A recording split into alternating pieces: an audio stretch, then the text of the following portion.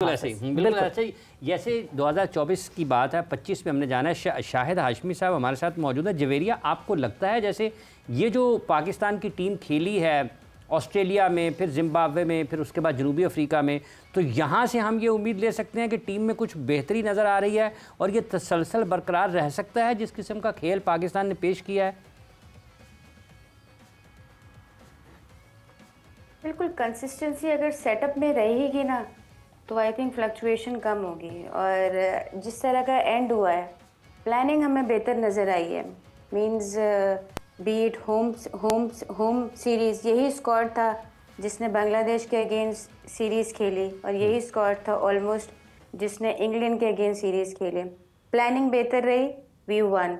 अच्छी चीज़ ये थी कि हमने सर आकिब जो आए हैं, क्रेडिट भी देना चाहिए चीज़ों का कि प्लेयर्स को उसी के फॉर्मेट के हिसाब से जो वो लेके आए ना, वो एक कमेंडेबल बात है। अगर ये जो अब्बास का जो इन्होंने कार्ड खेला था, ये बैकफायर भी कर सकता था।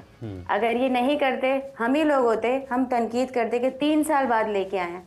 अब हम ही लोग हैं कि हम तारीफ करें, तो कहीं ना कहीं हमें भी बैलेंस रखना है कि अगर कोई कार्ड खेल लिया गया है, थोड़ा सा सब्र रखे, हमें भी उस चीज़ को टाइम देना पड़ेगा। जो चीज़ें डिसीजंस ले रहे हैं, एंड जिस तरीके से हुआ काफ़ी बेहतर रहा और उम्मीद है कि अगर सिस्टम में फ्लक्चुएशन कम रही तो I think we will play well, क्योंकि इस टीम में पोटेंशियल बहुत है, लड़कों में पोटेंशियल बहुत है। म्यूजिकल चेयर्स अगर कम खेली गई तो इंशाल्लाह उम्मीद है कि इस प्लानिंग के तहत अगर हम चलते गए तो हम अच्छा रिजल्ट्स आगे भी देंगे। बिल्कुल जी, सिस्टम में फ्लक्चुएशन एक बहुत बड़ा मसला है राजा साहब, और हम मुसलसल यही कहते हैं कंसिस्टेंसी। पाकिस्तान क्रिकेट बोर्ड की बात करें तो इनकंसिस्टेंट है, हमारी बाकी और फेडरेशंस की बात करें तो या तो इनकंसिस्टेंट है, या जिस तरह जवेरिया ने कहा था कि वो कंसिस्टेंट हैं जिनके कोई होने का फ़ायदा नहीं है। सो ये ऑल टुगेदर स्पोर्ट्स में हम इस बात पे तो सफ़र कर रहे हैं। उर्फ़े आम कहते हैं ना, उर्फ़े आम के इनकंसिस्टेंसी में बड़े कंसिस्टेंट है। अब इसमें ये भी कहा जा सकता है कि हम अदम तसलसल में यदतूला रखते हैं। यदतूला आ गया। बिल्कुल ठीक है, इसमें बड़ी महारत है हमें। अब रहा सवाल, अभी जैसे जवेरिया जिक्र कर रही थी आकिब जावेद का। देखिए, आकिब जावेद खुद मैदान के अंदर नहीं जा सकता था जी। अब एक तो जो नसीम शाह का फैक्टर है कि he bowled as many as over, जो कि एक अंदर एक्सप्लॉइटेड कंडीशंस में उसको रन थ्रू करना चाहिए था, यानी पूरा साथ देना चाहिए था अब्बास का। अब्बास के बारे में जो लोग अब्बास को देखें, उनकी परफॉर्मेंस स्पीक करती है। 90 आउट किए, और हैम्पशायर काउंटी वाले खुदा ना खासा कोई वो कम फहम लोग नहीं है जिन्होंने उनको मुसलसल रिटेन रखा हुआ। ये एक उस पाए का आदमी ही सोच सकता था जो कि आकिब जावेद ने। हाफिज इमरान लाहौर में रहते हैं, उनको जानते हैं और आप भी जानती हैं, वो बड़े सख्त किस्म के आदमी है, उनकी स्ट्रॉन्ग लाइकिंग और डिसलाइकिंग है। और chairman cricket board is too fortunate कि उनको एक सही आदमी मिल गया जी। उनकी हम जो बात कर रहे हैं मेरिट पर, उनकी तारीफ कर रहे हैं। जहाँ तक अब्बास का ताल्लुक है, उनकी टीम में सिलेक्शन से पहले भी, जब सिलेक्शन उनकी हो गई तब भी आपके प्रोग्राम में भी उनकी तारीफ के बारे में ढोंगरे बरसाए जाते रहे, और बिल्कुल ठीक था सब कुछ। हुआ ये जो अब सेंचुरियन की बात कर रहे हैं ना, वहाँ पर अंडर बेहतरीन कंडीशन हमारे जो नसीम शाह हैं, वो कंडीशंस को उस तरीके से उससे फायदा नहीं उठा सके। हाफिज साहब आप भी वहाँ पे होते, इवन आप भी वहाँ पर होती, सवेरा वहाँ पर 1-2 आउट भी आउट कर जाती, ऐसी कंडीशन थी। लेकिन इतना लंबा स्पेल, इतने ज्यादा रन कर दिया, you see I am telling you, यानी ये बॉलर जो है वो कंडीशन का होता है, कंडीशन, और वो हैवी सुटेबल कंडीशन थी। विकेट पे गेंद ऊपर नीचे आ रहा था और हमें पूरा अंदाजा था कि फिर इतने पहली इनिंग में भी आप देखें, फिर एक और फैक्टर है और वो है कप्तानी का फैक्टर। हाफिज साहब सवेरा, यू वुड बिलीव के मुझे लगता है कि बड़े सख्त कमजोरी यानी ब्लंडर्स किए हैं जी हमारे कप्तान। राजा साहब, आपके ख्याल में डीप कवर बाउंड्री पर उनको किसने कहा था खड़े हो जाएं? एक पसंदीदा आदमी है, एक पढ़े लिखे आदमी है, अच्छा हस्ब नसब है, क्रिकेटर भी अच्छे हैं, लेकिन जहां तक कप्तानी का ताल्लुक है, एक बड़ा अयाद चला, कमजोर कप्तानी की है। शायद हाशमी साहब, 2 चीज़ें बड़ी अहम हैं इस सारी गुफ्तगू में, जिस पर राजा साहब अभी अपना इजहार ख्याल कर रहे थे। एक ये कि नसीम शाह उस तरीके से बॉलिंग नहीं कर सके या साथ नहीं दे सके, आपको लगता है वाकई एक पाकिस्तान को नुकसान हुआ? दूसरा, खुद कप्तान शान मसूद अपने बॉलर्स को या फील्डर्स को उस तरीके से नहीं लगा सके कि पाकिस्तान बाकी मानदा जो 2 विकेटें थी वो भी हासिल करता और जनूबी अफ्रीका में टेस्ट मैच जीत जाता।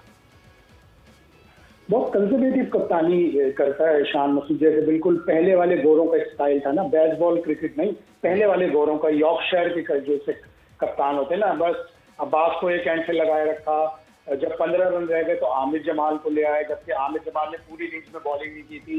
नसीम शाह थ्रेटनिंग लगा, लेकिन उसको वो विकेटें नहीं मिली जो पाकिस्तान को चाहिए थी। अब्बास ने बहुत अच्छी बॉलिंग की, लेकिन कुछ आउट ऑफ द बॉक्स करता ना। जब लंच के बाद 32 रन चाहिए थे, 2 विकेटें थी, कोई साइम अयूब से ओवर करवा लेता, खुद अच्छी खासी मीडियम पेस बॉलिंग करता है, खुद करवा लेता। और पिछले साउथ अफ्रीका के तौर पर तो 2 विकेटें भी ली थी शान मसूद ने, तो वो चेंजेस नहीं की, आउट ऑफ द बॉक्स कोई चीज नहीं की। आप ऑस्ट्रेलिया को देखें, पंत और जायसवाल की पार्टनरशिप लग रही थी, ट्रेविस हेड को ले आया, ट्रेविस हेड ने आउट कर दिया पंत को। तो आप आउट ऑफ द बॉक्स कुछ करते हैं। पूरे टेस्ट मैच में सलमान आगा को, जो हम कह रहे हैं कि हमारा फ्रंट लाइन स्पिनर है, जब हम मेन स्पिनर नहीं खिलाते, उसको पूरे मैच में एक भी ओवर नहीं दिया। टोटल 16 बॉलें साइम अयूब ने कराई, उसमें भी उसने एक विकेट ली थी और टेल एंडर की ली थी। तो आप कहीं ना कहीं तो चेंज करते ना, कहीं रिस्क लेते हैं। ये नहीं सोचते कि 32 रन रह गए, अगर 15 रन बन गए स्पिनर के तो 15 रन तो आमिर जमाल ने भी दिए। तो आपको वो आउट ऑफ द बॉक्स चीज करनी चाहिए थी। और नसीम शाह वाली बात जहां तक ये कि नसीम शाह को विकेट नहीं मिली, ऑल्दो वो लग रहा था कि वो जब भी बॉलिंग कर रहा था वो लग रहा था कि थ्रेटनिंग है, 1-2 कैच भी निकले, आगे पीछे गिरे, लेकिन टेल एंडर्स को आउट करने के लिए आपको आउट ऑफ द बॉक्स कुछ चीज करनी पड़ती है। आउट ऑफ द बॉक्स कोई चीज़ करनी पड़ती है। जवेरिया, जब आउट ऑफ द बॉक्स कोई चीज़ करने की बात करते हैं, शायद वो सारी चीज़ें आती हैं कॉन्फिडेंस से। जब आप कॉन्फिडेंट होते हैं, जब आप हार से नहीं डर रहे होते हैं, जब आपको ये होता है कि नहीं जी कोई बात नहीं, let's just try it out, गलत हो गया तो गलत हो गया, चल गया तो वेरी गुड। आपको लगता है this insecurity runs all across Pakistan cricket? अब बिल्कुल ये तो चलता ही रहता है, और यहाँ पे अक्सर ये भी होता है कि for instance we play safe. हमारा बाहर मुल्क की तरह इतना हम डोमिनेंट प्ले नहीं करते, हम थॉट्स में भी बहुत सेफ प्ले करते हैं। यहाँ आप सब नसीम शाह की बात, जो बेसिक नसीम शाह जाना जाता है किस चीज़ से? अपनी कंसिस्टेंसी से। अगर आप उनकी फिटनेस देखें इट हैज़ गॉन डाउन।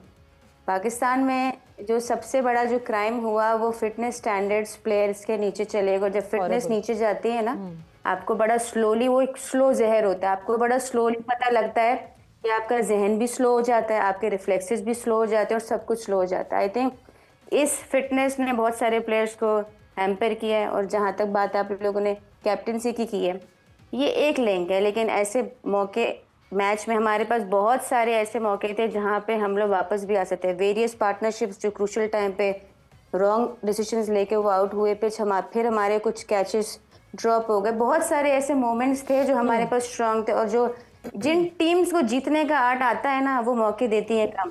अगर आप ऑस्ट्रेलिया को देखो, वो जीतने के बहाने ढूंढते हैं, वो कहाँ से वापस आएंगे। तो जीतना एक आर्ट है। इंशाल्लाह पाकिस्तान अगर मजीद जीतते रहेंगे तो वो कॉन्फिडेंस जो आप बात कर रहे हैं ना कि डिसीजन लेने का, वो वहां से आता है।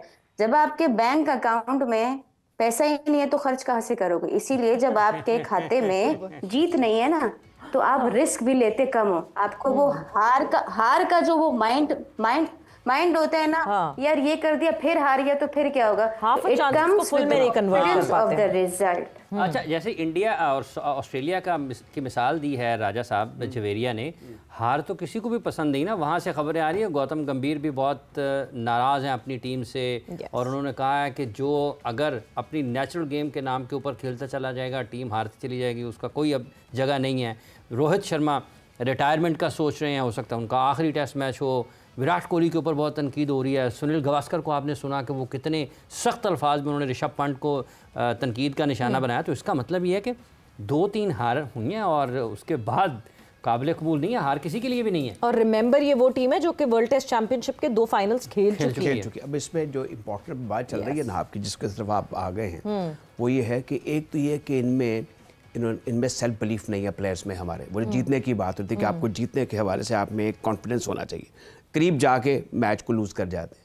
फिर वुमेन क्रिकेट की बात हो रही थी ना, तो इसमें जो एक इशू चाह रहा है, और प्लेयर्स का भी जो हमारे जो मेंस का की जो क्रिकेट है, अब आप बेहतर समझते हो हमारा वुमेन स्टार्टर जो है ना हाफिज साहब, और अगर आप डेमोग्राफिकली अगर स्टडी करें तो हमारी जो वुमेन्स हैं इनकी जो सेहत है वो काबिल रखने की दुनिया भर में, ये साउथ ईस्ट एशिया की बात कर रहा हूँ, बच्चे भी एनेमिक होते हैं। तो आप भी इन चीज़ों को समझती हैं। अब इसमें इस सूरत हाल में फिटनेस के इश्यूज़ हैं, मेंटल इश्यूज़ हैं, इमोशनल इशू हैं, सोशल इश्यूज़ हैं, स्पिरिचुअल इश्यूज़ हैं, जिस बैकग्राउंड से आते हैं। वो अर्बन कल्चर वाला भी इनके जहन में कोई फहम फरासत नहीं होती। आज फिर इसी मैच की तरफ भी कि जहाँ पर जब 2 मरतबा ऐसा वो कहते हैं ये थर्ड टाइम तो एनिमी एक्शन होता है जी। कि 2 मरतबा उन्होंने देख लिया कि जो लास्ट विकेट है 8वें और 9वें नंबर के बैट्समैन पर, जैसे भी जवेरिया भी जिक्र कर रही थी कि वो तो 9वें और 10वें नंबर का वैसे ही वल्नरेबल होते हैं, वो हर गेंद पे लगता है अभी आउट हुए के भी आउट हुए। बिल्कुल। तो ये तो मनसूबा साज जहन कप्तान का ऐसा होना चाहिए। एक बदकिस्मती ये है कि वो राय सोबत साहब ने नहीं कहा रही। कि कप्तान हाफिज साहब मुझे क्या- आखिरी राय बात साहब करें। ने- राय साहब अब आप मोहम्मद इलियास से लेके और आप वसीम अकरम से सबके साथ गपशप करते रहे। It's a very sociable game, you understand the thing. अब ये प्लेयर मिक्सअप नहीं होते, न जाने ये कहाँ चले जाते हैं, कहाँ बैठते हैं, किससे बातें करते हैं।